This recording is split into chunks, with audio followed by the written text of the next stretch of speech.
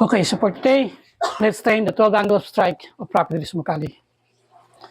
Okay, so we posted a lot of video before regarding 12 strike, either in Facebook or Instagrams.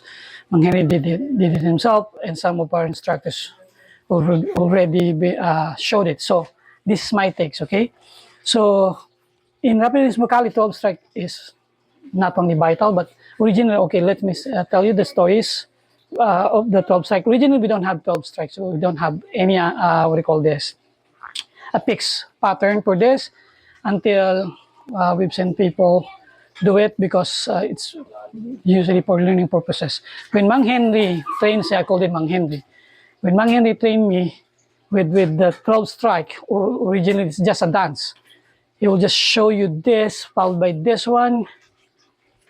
It's more of a fighting technique rather than just a fixed pattern where you can learn or base your skills.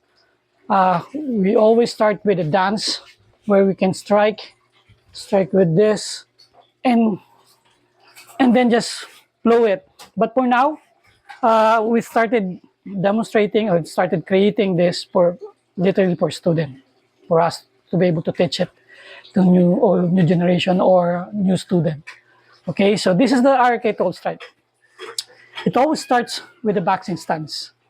Mang Henry tend to do it like in a bladed stance most of the time. Me personally, I do it as well. But in case of this training, so what we're going to focus is just not a box, but one-sided. For example, you can see me here, not like this, more of a 3/4 degree turn. But the hand is always like a boxing stance. So originally, Mang Henry will teach me like this. It's easy for me to drop. He said, when you strike your opponent, not striking with the stick, but drop your hand so your stick will go as fast as it can.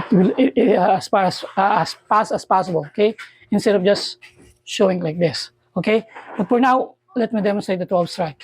First angles will always be a cut to the neck. Again, make sure that you know the fingers. This is your blade. Okay, the edge. So make sure that every time you strike it with an edge, or visually using a sword. So this is an edge.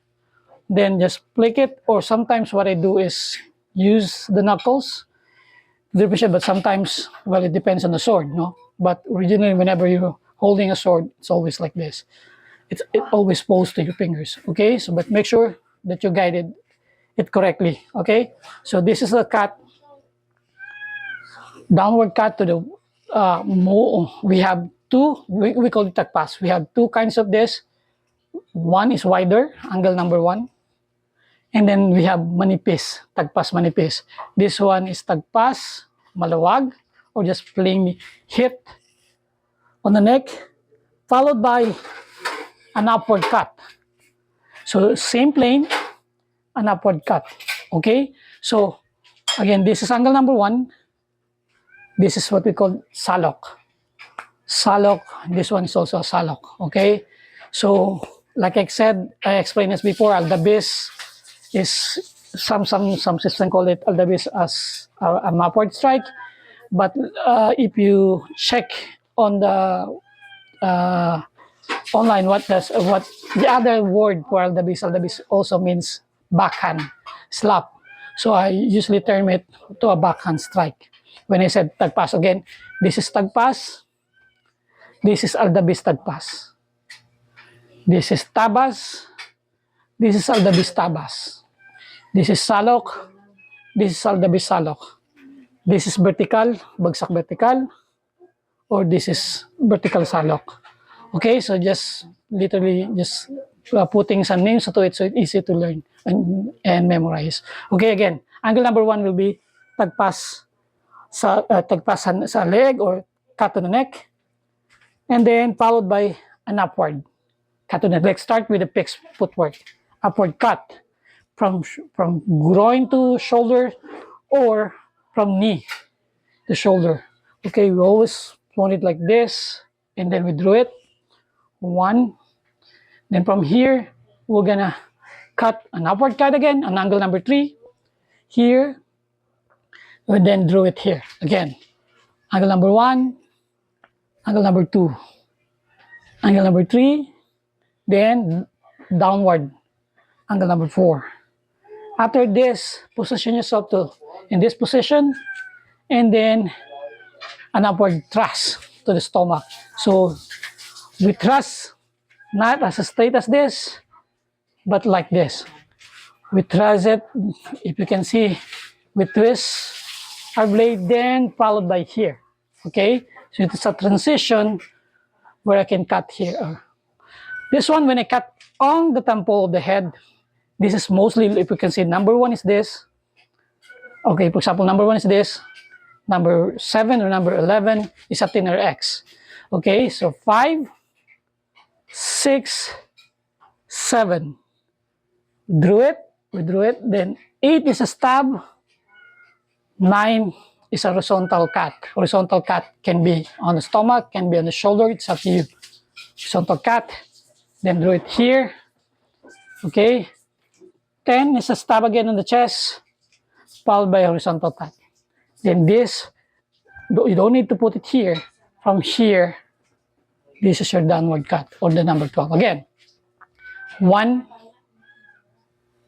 2, static position first.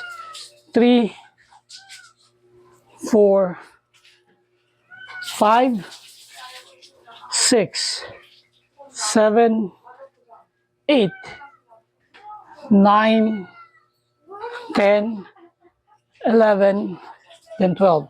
Okay, some instructors and some of the practitioners in RRK, sometimes what they do with the 12s, with the 6 and 7, we can become like this and this. Well, this is the 12 strike is usually a target dependent, but for me, I want to teach my student not only the targeting, but also the angles. So instead of doing it like this, for example, 6 and 7, I rather cut it 6 and 7. Okay, I rather cut it 6 and 7, 8, 9, 10, 11, and 12, right? So 8 can be here on the stomach, on the chest, or it can be on the head, it can be on the body. So specifically, just having a thrust that comes from your weak side or your left side. Okay, if you're right-handed. Again, let's do it again. Static. 1, 2, 3, 4, 5, 6, 7, 8, 9, 10, 11, then 12. 8 can be this or can be downward. 10 can be downward or can be straight. As long as it's pointing a thrust, as long as you're doing a thrust. Okay, again. 1, 2, 3, 4, 5, 6, 7, 8, 9, 10, 11, and 12. I'll do it here. 1, 2, 3, 4, 5, 6, and 7, 8, 9, 10, 11, and 12.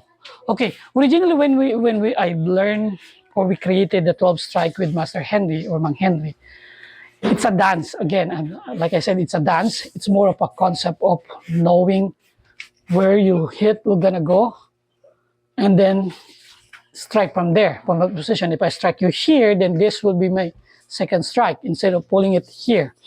So it's more of a combination rather than a pattern. But like I said, we decided to create it as a pattern, so it's easy for us to train students in a pattern and then to feed them. Feeding means if I strike you with angle number 1, you can do some certain technique of combinations or block or anything. Okay, so how do we train it? Usually we started with static position, and then from it we vary it. We differentiate our we do different footwork from it. For example, We start with picks. After that, we'll start with moving forward and then backward. Forward and backward. We'll start from here, step forward with my right legs, and then step backward. Okay, so now we know the pattern, right? So I'm just including the footwork. 1, 2, 3, 4, 5, 6, 7, 8, 9, 10, 11, and then 12. Okay, so I've started by stepping forward. Now let me start by stepping backward. 1, 2, 3, 4, 5, 6, 7, 8, 9, 10, 11, and then 12. Okay, so that is right legs. Now I'm gonna do it with my left foot. So I'll start with moving forward. 1, 2, 3, 4, 5, 6, 7, 8, 9, 10, 11, 12. Now I can start by moving backward by literally not just standing, by moving it like this. For example, I'm start with 1, and then 2, 3, and then 4, 5, and 6, 7, 8, 9, and 10, 11, then 12. Okay, so that is the most basic drills we do with 12 strike. We'll start with static, then moving backward and forward with our legs. Now, after that, we'll initiate with moving forward and backward by both feet, means shuffling. I can start with this. 1, 2, 3, 4, 5, 6, 7, 8, 9, 10, 11, and then 12. Or you can start by moving backward first. It's all up to you. Okay? But why forward and backward? Well, in a fight, the most easiest way to use a footwork is either moving backward and then hit him with a forward aggressive or a forward aggression, or I can move forward aggressively, and then the moment he hits me back, then I can step backward. So that's the most basic way to train it. And then followed by moving on the side, which is you can use a pattern of letter B, where I can hit here, I can hit here, 3, and then 4, and 5, and 6, and 7, 8, then 9, 10, then 11, then 12. You can now play around with different footworks. But again, the first, we always start with moving forward and backward. So why do we include footwork in our 12 strike? Well, Mangheri believes on training your footwork, training your strike with footwork, because you wanted to learn, even with beginners, how to coordinate your hand and foot movements. And when you coordinate your hand and foot movements, then it will be easier when he teach you different combinations of blockings. Okay, so that's it, guys. So I know it's a longer video for a specific topic. That's how I want you to train. Well, in this video, you have different drills. You'll start with static combination, a static 12 strike.